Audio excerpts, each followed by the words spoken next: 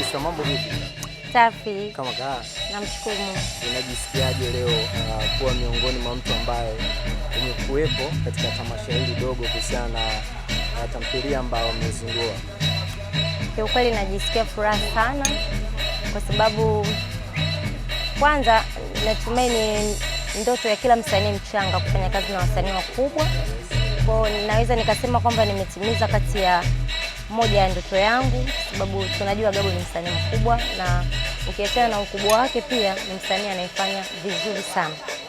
Kwa hiyo mimi najisikia furaha sana. Okay, sawa. Unaweza ukaniambia hii tuzo ambayo umeshika hapa, wewe umeshinda kwenye kipengele gani? Msanii chipukizi. Msanii chipukizi. Yeah. Kwenye tamthilia ya Bararuko, wewe umecheza kama nani? Kwenye Bararuko nimecheza kama Lili. Yes. Ya mchumba wa Jordan. Kwa hiyo. Okay, unaweza ukaniambia ni kitu gani ambacho unaenjoy sana ama ulikuwa unaenjoy sana wakati ulipokuwa unashoot hiyo movie? Kiukweli nilienjoy the way yani Gabs Media wako very serious.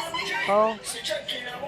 Unajua kuna namna unafanya kazi na watu ambao wako serious na kazi. Inakuwa ni kitu kizuri kwa sababu kinakukuza. Kwa hiyo nilifurahia sana kwa sababu yani wananipa hata mimi mzuka kufanya vizuri. Okay, sawa. Na pia nataka nifahamu wewe kwa upande wako, labda tuzo hii ambayo umeipata, hii dedication kabisa inamdondokea nani? Hii naipeleka kwa marehemu babangu.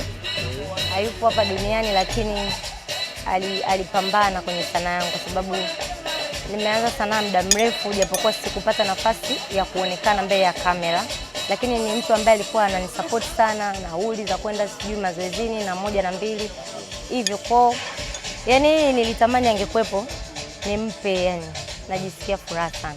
Okay, umetisha sana. Sasa tuambie, ama una neno gani la kuambia mashabiki zako ambao wanakufuatilia? Mashabiki zangu wajiandae kwa sababu nimefanya vitu vya tofauti sana. Nimeonyesha uzuri wangu katika engo hii na naomba wanipokee na wanisupport kwa sababu naamini naenda kuwapa burudani nzuri. Okay, umetisha sana. Asante.